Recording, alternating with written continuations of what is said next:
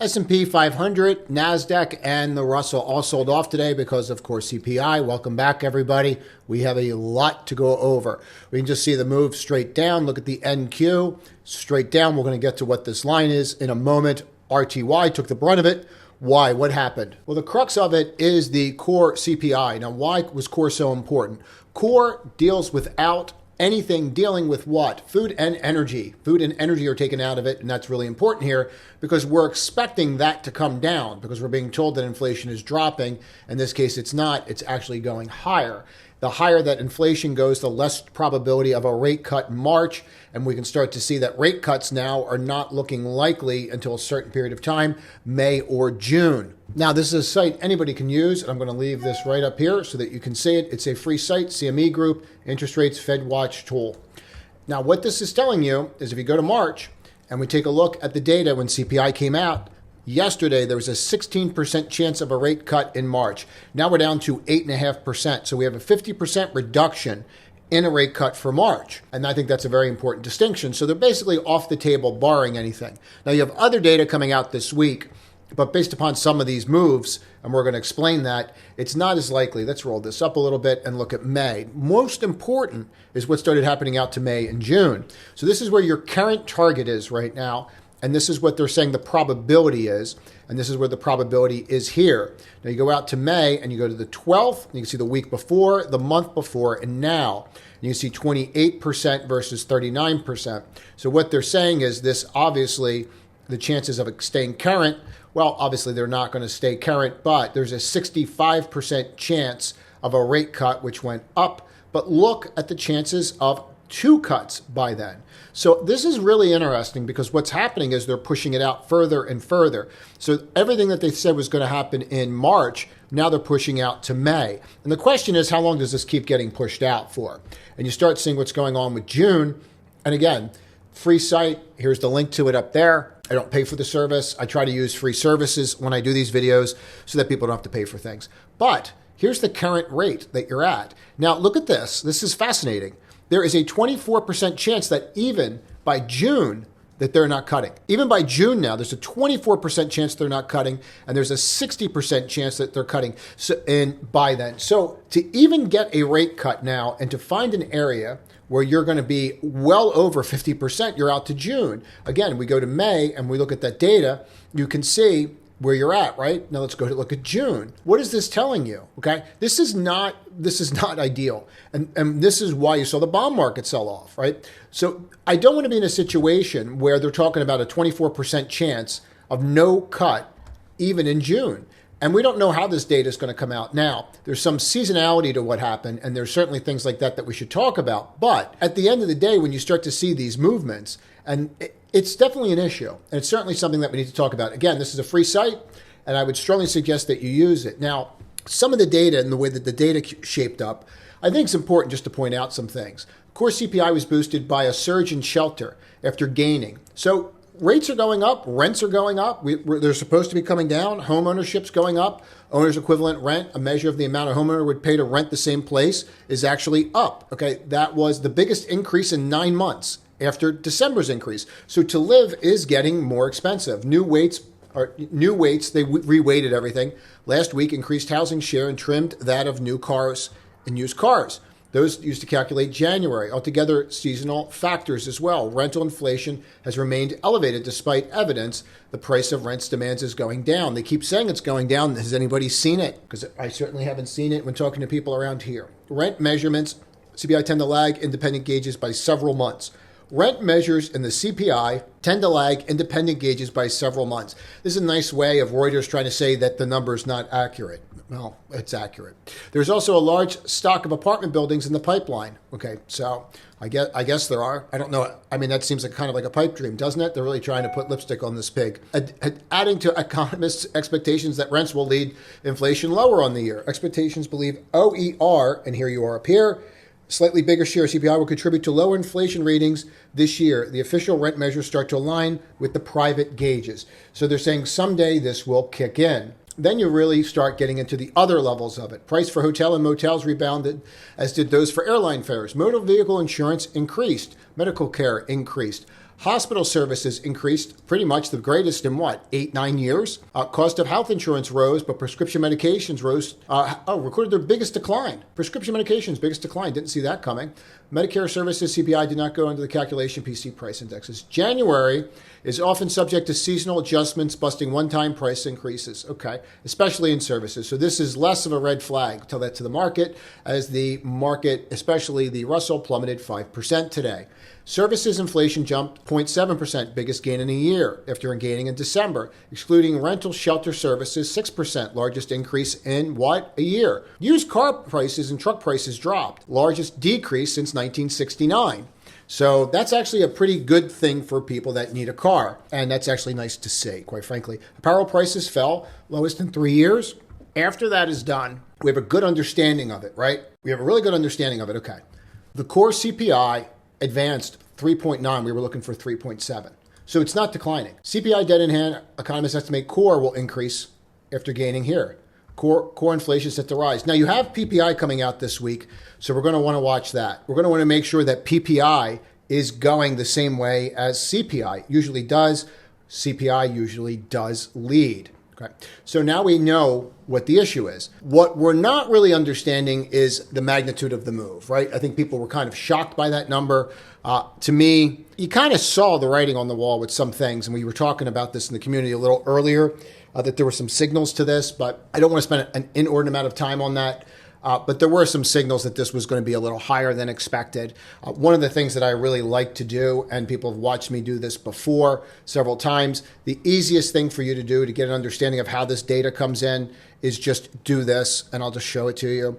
You go January here, and then you go to here, and people say this doesn't work, and I will say, okay, and I will just disagree with them, agree to disagree. But if you measure where crude oil is to here, and then you look at the last day of crude oil, which would roughly be, actually it's up here, and you realize that you're up 8% on the month on crude oil, and then you go and take a look at RBOB, which is gasoline futures as well, and people always say the same thing to me, well, this is core inflation, so it doesn't include food and energy. Okay, how do you get to where you rent? Who gets to the places where they rent when you have to fix something? How do you get medical supplies? Okay, everything. You can't take out food and energy because the people that are providing the services use food and energy. So it's absolutely nonsense to think that this is not equated in there somehow, right? It just doesn't make sense. I don't know how you're getting to, work, a dream. So, you have to get there, right? So if you think about it from that perspective, if you just measure this stuff out, it usually is fairly accurate that you're going to have a higher number than a previous number because you just compare month over month. It's a back of envelope way to do it. I've been doing it for some time. If you've been watching these videos for the past 2 years, it's fairly accurate, and that was pretty clear what was going on there. Look at that little jump there. Anyway, now that we understand what drove the market today, the best thing for us to do is just start with the indexes and then work our way back from there. So we start with the indexes and we work our way back, meaning let's take a look at what's going on in the world so that we can figure out what to do about it. I think that that's a really important way to start. And what we'll do is we'll just drop into this one and let's get rid of these lines and then we'll go from there. So if we go all the way back, let's go to here and then we can kind of start getting a sense of it. I want to use this one data point that I really wanted to kind of hammer home. Let me see if I can find it. I don't know that I want to go to, we'll go to, now I want to drop it to here so we can see it. Okay, so I thought this was kind of interesting. XLRE is up. SOX is up, Block is up. These are not normal that you're going to see these kinds of names up on a day like today. And I think that it bodes well for them. But watch what happens as the day goes on. And what you're doing is you're just watching the day play out. Watch real estate, watch utilities, okay, real estate, utilities, and then crypto names. And you just start to see like a little bit of a vary there, don't you, right? But look at XLRE. Isn't that kind of interesting? XLI's bidding up. Why? Even though the dollar is going higher. Financials, basic materials, energy. Look at where cloud is down here as the day goes on. Solar's down there as well. And if you just watch the day this way, it gets really interesting because you can see, well, what stayed up here the whole time? Semiconductors. I think the resistance or resilience would be a better way of saying it, of semiconductors was just absolutely fascinating to me. I mean, if you look at that chart, it doesn't look great, but when you start diving into this and saying we're not even below the 12, and then you look at this in the middle of the day, and you can see it even clearer. I was shocked by this. Shocked, I tell you. let's get rid of all these lines for a second because I want you guys to get this. Now, I like when they're down 3 and then up, but here's the pattern. Up, down 1, 2, 3 is the way I like it. That's a real rising 3, falling 3 pattern. They're very powerful patterns. They're the most predictable patterns of all the candlestick patterns. And you can just read Bukowski's book on that, on candlestick patterns. Anyway, up, down 1, 2, 3, pretend there's 3 there, and then pops. And when we saw this, we actually started looking at some of these semiconductors. And what was crazy about these trades, these weren't even trades I wanted to do today. These were not even on my radar. I wanted to be short. I came in when this hit, SQQ we made money on, TZA we made money on, right? As soon as they hit, we actually did the trades like pre-market live on the public if you watch it. But what's fascinating about this is once you understand what you're looking for, you're able to put on trades. So what we were doing was this: when you start to see setups like that, you just drill into smaller time frames. And then you start to see pattern recognition. And the one pattern that always, to me, never fails, quite frankly, but I mean, you say that, but then it's going to fail, right? And as always, you have to look at your win ratio. And I'm going to show you my win ratio today. I was thinking about this because too many people, when people do the onboarding, I talk to them about if they were in other communities or things like that. And everyone that joins the community I talk to, I find it fascinating how many people are waiting to find like the next big winner. And that's not how this works. That's not how any of this works. It's all trade management and it's being missed. I'm going to just show you what my trade win rate has been year to date. And I want to show you even what it was today so you can take a look at it. And it's all right there. I can provide all the trades however you want it, but it's all in a journal, and then I show you the screen as well. But you'll see it. We'll go from there. But I thought a lot about this because this is a real issue for me. Watching people go, oh, well, this happened. I thought this was going to happen. Who cares what you think? It's not your job. Your job's to make money, right? The way that you're making money is trade management. That's how everybody makes money. It's not that they're right. Oh, this went higher, so I'm right. Therefore, I make money. It doesn't work that way. Of course, you want to pick the direction, but how much you can actually keep from the direction that you picked is what's important. Anyway, see how you're just chewing up in here? Okay. Once that started to happen, this became very clear that there was a trade here. Here, take a look. This would be the bar, which means it's probably just going to go because I'm not the only guy sitting here staring at it. Let's just do it. Play the trade out. So I'm going to buy that. So what am I up? I'm up about $1 in that. So then I pull something out of it. And all you're doing now is saying that you're going to close here. I really want to wait for the close, but I did it just so we could talk about it. As it pushes through, you really want the close because you might just get this again. But what you're trying to do is you want this to close here. And then when that closes here, then this becomes your stop. So you quantify the risk. Now, I just pulled something out real quick because I really don't want to be in it till it closes. But once that closes here, then your target off of that is going to become here. What am I up now? So now I'm up like $3. So I would just pull something else out while we're talking. Should probably close more. I think I'm up like $5 now. Let's close a little more of that. Up 5. Let's leave the rest on at break even. That's going to be interesting because that's an interesting bar. Did we gap fill? Did we pull any off on the gap fill? So we make $7 there. So we're up $10 on the video now. Seeing all that from just that read, right? So all we did was not like tell the market what it was going to do. We just watched. We see how they made that bar. Like, I'm not the only one watching, right? They made that bar like way more difficult than it had to be, but you're watching that area over and over again, right? Now, if it has a doji and it breaks it, I'll just kick the day trade, come back to it. Who's the winner? Now, the who's the winner comment is made in the room because I'm trying to get people to laugh. And yeah, I know how serious this gets. So I know people are stressed, but it tends to work. It tries to starts making people crack up a little bit, and then people start saying it back. Anyway, but you can start to see the level, right? How you start pushing from there, push up, retest, retest, retest. You never know how this is going to sort out. But the whole purpose of me showing this is that all came from that move. If someone told me that my big winner on the day was going to be a NVDA day trade, I wouldn't have believed them. I wouldn't have thought that. I thought it was going to be ARM, and it actually turned out to be a long trade in ARM.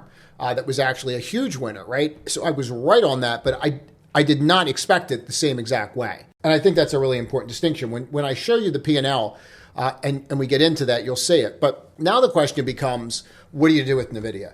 I think there's two things you have to take away from today. There's two things. One, this is an extremely resilient stock before earnings. Like, this is insanely resilient. And they are not making it easy to trade this at all. They are making this very, very difficult. Because if you even take a look at this on a 1 minute chart, I'm just going to walk you through this. I would strongly suggest you mark the open, the highs, the lows, and the closes, right? But even that breakout level, if when you come to that level, watch this. That's the same level we bought at. Look how it got back to there today. This is not small moves. And this is why I love the market right now. Because why? We don't have $1.7 trillion in there. So I don't have to compete with Powell. I just have to compete with other traders. Okay, there's 20 points there to the downside. So people that are just sitting there thinking all they need to do is hold this right now, good luck. This is not your holding market anymore, guys. Those days are over, right? When you start to see this kind of stuff, you need to be active. And if you're not going to be, you just need to move that trailing stop up to something where you're going to use a 12 or a 22. And then you're starting to look and going, are you going to give yourself to 670? Or are you going to start using a 5, right? So like, here's the 5. You're going to use that because then you got stopped out, right? So it's just not that kind of market anymore. The market's changed. The dynamics have changed. But there are two things that are abundantly clear today that everybody needs to take away. Number one, this stock is extremely resilient, and it's going to be resilient until it's not. And that's not prophetic, but it's a fact. So if you go and take a look at this today, SMCI just happens to hit all-time highs again and close at all-time highs. All right. But who in their right mind is just going to I'm just going to hold it? I mean, if you just go and take a look and say, oh, by the way, go let me know how that goes when you're holding a stock that's 100% off your 50. I use a 55, but go tell me the probability of that working out in the long term. It doesn't work that way, right? And that's the one thing you have to understand about all of this, that what we're going through and what we're trying to get at. I have some earnings I want to go through too, but this point I really want to hammer home. Everything we do is probabilities. Okay, there are no gurus. There's no such thing. There are people that are experienced, that got their teeth kicked in, and they figured it out. Right? And that's what you have to understand. It's all based upon probabilities, cutting your winners soon, which everybody says, but what does that look like? And then how do you stay in these, or how do you not stay in them? So someone's going to tell you, oh, I just, if it's winning, I just hold. Do you? How do you do that? How would you do that with ARM? You're just going to just hold it? I mean, this is why when this was trading this way, we pulled money out here on the first long-term trade. I'm not going to bore you with the trades again. Bought it back here. I've shown the timestamps repeatedly. And then we scaled out here. All right. Well, here I feel like a winner. Did I feel like a winner that day? Not so much, right? And then we had more of it. So because we had two initial long-term positions, trades up. What do? We pull money out around 150. What's it do? Goes to 164. Do I feel like a winner? Not so much until you come into today. And you're going to just tell me that you're going to just hold on to that because it's clearly obvious that that's going to go higher. I don't know how you can think that way. And I don't know anybody that can look at these technically, and I've been around a while. I don't know how you're going to look at that technically and just assume that you can't have a bad day. Now, that doesn't mean that a bad day doesn't go back up and do the same thing, but that is extreme volatility, and maybe you can handle that, but I would not want to handle that. I would rather make money consistently instead of having wild, volatile swings. Here, take a look at this.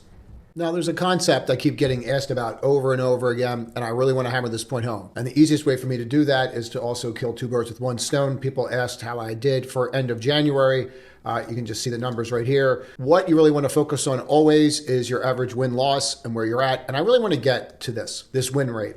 And you can see it's 54.24%. So when someone joins the community, the very first thing I do with them is I talk to them. I literally, everybody that joins the community, I invite to an onboarding call. Bear with me. I've been trading like a banshee, and I'm still trading after hours at the time recording this.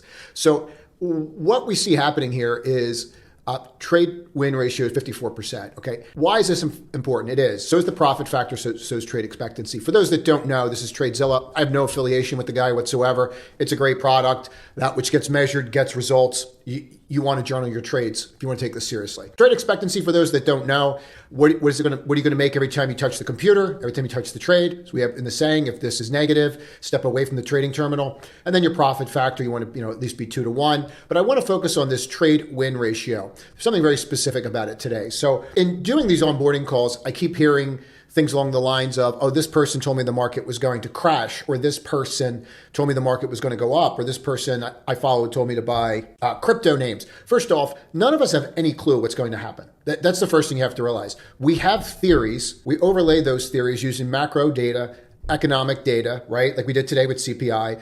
What you're going to do with what? Your fundamental analysis and your economic analysis. And then on top of your fundamental economic, and then you have what? You have technical analysis. So you have those three things: fundamental, technicals, economic, right? When we look at the stool, macro, fundamental, technical, okay, and then you overlay those with what's going on. That gives you an idea. For example, and we'll show this in a little bit, I thought Lyft was going to stop at $16 tonight. At the time of recording this, it's 19.75. Looks like it's going up 100% tonight, but we'll get to that in a minute. The part that I'm getting at here is if everything I say is 54.24% right, then you must use a stop. You don't have a choice. Okay, you just don't. So when you come and you take a look at this, for example, and you can see like this is January, right? And you can see where we're at for January. Okay. And then you go into, and let's just do February for a moment. All right. And this is where we're at for February. Okay. And here's your trade win. And you can see everything's getting better. But February, some of this stuff's been pretty easy to pick apart, hasn't it? So then if you overlay, and I'll show you something in a moment, because this is really, I think, very important. So then you go January and then you go February, right? Okay. And then you overlay the whole thing. And what do you get? 56% of the time, I'm going to be right on my trades. Okay. And that's going to give me this win-loss ratio, this profit factor, this trade expectancy. Okay, you guys get this. But what happens to the 40-something% time that I'm wrong? This is what people are missing out on. They're thinking that they have to be right. You don't have to be right. You have to learn how to manage your trade. Okay? Trade management is the key. Everybody seems to be focused on, oh, this guy told me to do this, and the market said, he said it was going down, this guy said it was going up. Nobody has a clue. No one has an actual clue what's going to happen. We look at our levels, we assess those levels, and then we predicate our bets on those levels. But if you don't have a trade management system, it's all garbage. It's literally all garbage. I mean, I can't say this enough. I will go out there on these videos and I put a lot of time into them, but we have no idea what's going to happen. The only thing that we know is how to manage the trade. People that actually get this and do this, they know how to manage the trade. And this is a really important concept, and I'm going to show you why. Now, people will look at February, and let's be realistic about this. Maybe I make it through February without a daily loss. Maybe I don't. I don't really care. I do, but I don't, right? But here's the important thing. The market was down 5% today, okay? And the data's not in yet, but I want to show you this. Market was down, Russell was down what, 4.5%, NASDAQ down 2%. We're getting slaughtered after coming in off a great day. This is today's P&L, and this is what the important concept for people to get. Do you think when I placed this ASML trade, I thought I was going to be right or wrong? I thought I was going to be right. I thought for sure it was going to go higher. And you know what I did? I sold it, okay? And then it went higher after I got stopped out. So I honored my process and it went against me. And you know what? I don't care. That's the game. And you have to honor your process. So if you were to go through these and say 1, 2, 3, 4, 5, 6, 7, 8, 9, 10, 11, 12, 13, 14 trades. There's 14 ideas here. Okay? 1, 2, 3, 4, 5, 6 of those. Okay? 6 of those 14 were losses. Right? Look at the size of the losses. Right? So this all boils down to what? All of this boils down to the same thing, doesn't it? Trade management, trade expectation. You cut your losers, you hold your winners. All day today, what did I do? I added to my winners. I did not scale out of my winners as they went up. I actually added to them. And again, just to be very clear on the account you just saw, and this account that is also linked to this and this data is not in, this is one account that is traded somewhat aggressively. There's about a quarter in here right now, just so you know when you look at the numbers, what I'm trading with. And this is very aggressive in comparison to how I trade other accounts. The purpose of this is I have 6 losses in here, all right? I didn't hit everything. Not everything I thought was going to go higher. But what do I do when I have losses? I'm out. You can ask them. I mean, it's you don't even think about it. I'm out. It's not working. Okay. On to the next one. On to the next one. And then you hold your winners and you let your winners run. You hear that, but this is what it looks like. And this is a really important concept to get because a lot of people seem to think that it's the idea that makes the difference. It's actually your management of the idea that makes all the difference. Now, here's what's important about this. We're going to talk probabilities for a second, and then I want to show you some earnings. But I really want to get these lessons out because the more I'm seeing it, the more I'm getting these questions. And what scares me is where we are in the market, and that's why I'm going over what we're going over right now. Because it's very clear that the easy money has been made, right? That's abundantly clear to everybody. I think when they look at this market, it's getting a lot harder to make the same kind of return you were able to make, right? So if you look at this pattern, everybody that is in the community will know this pattern by now, except like newer people, but up 1, 2, 50% of that bar, right? Then 3, and then rip, okay? So you always want to watch those 50% lines. Why do you watch the 50% lines? Because that tells you who's in control of the bar. We're going to go back to the NASDAQ in a second here, but 1, 2, 3, push, okay? So once we push here, we go long, scale out, side, scale out, breaks here, scale out more, tries again, pulls the flim flam, breaks out, okay?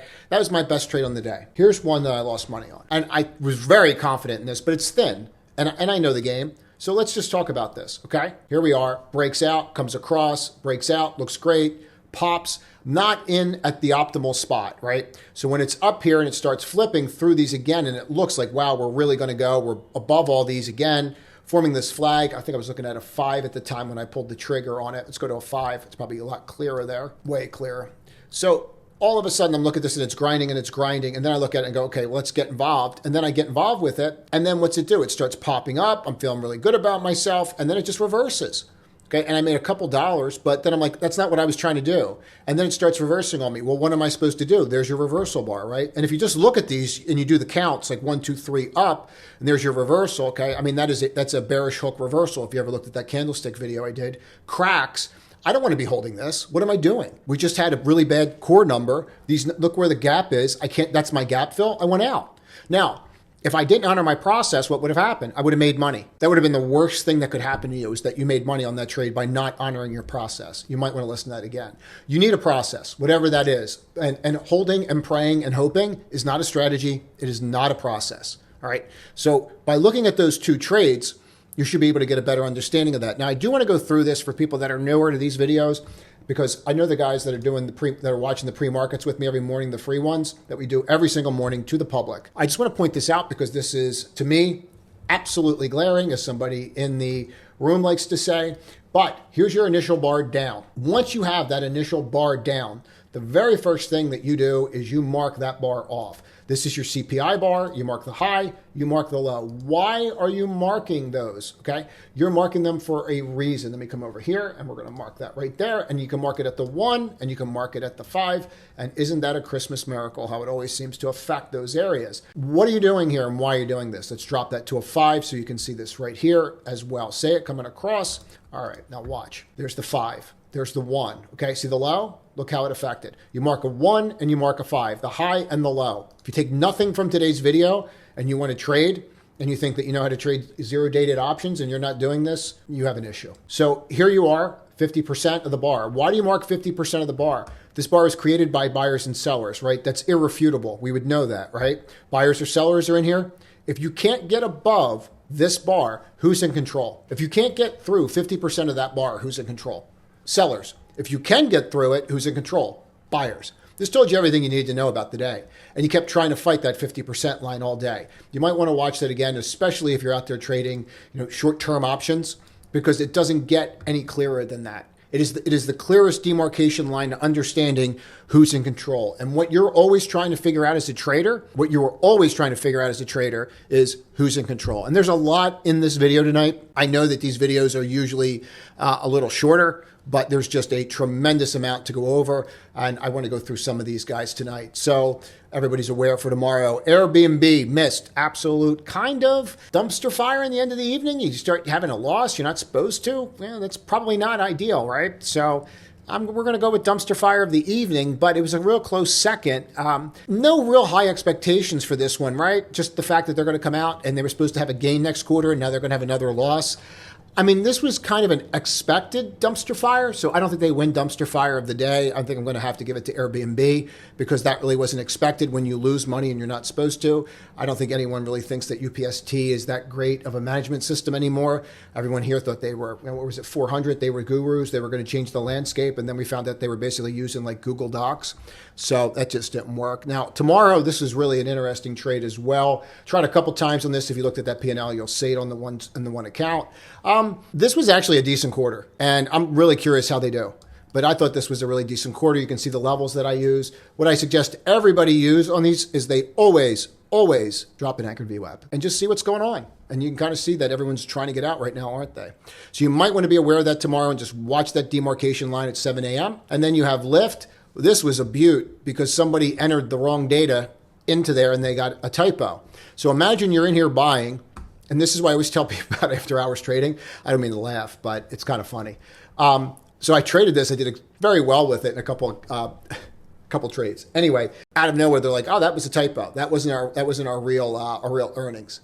And then it just gets absolutely slammed. So imagine that. You buy it, and then you come back a couple minutes later, and this is what you're looking at. So this will be a pickle tomorrow because I think you have a lot of people that bought that may not understand that yet. Still, even with a typo, I think it was a fairly decent quarter.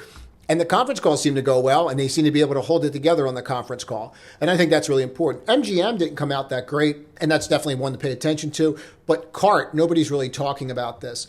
You're down about 4% after hours, and I would really watch this. The ones that everyone's really going to focus on tomorrow, I'll tell you right now, everyone's going to want to watch Lyft, and everyone's going to really want to watch Hood. UPST, any rally, I just think is an outright short. Now, you might just have so many people short that it just pulls like a short squeeze, but it was really a very bad quarter. And I think Airbnb was somewhat easy to kind of figure out that they might have a problem because we saw what happened with Expedia. But they're not really falling out of bed once they break, are they? So this is going to be pretty interesting, and we'll see how it plays out. That's it.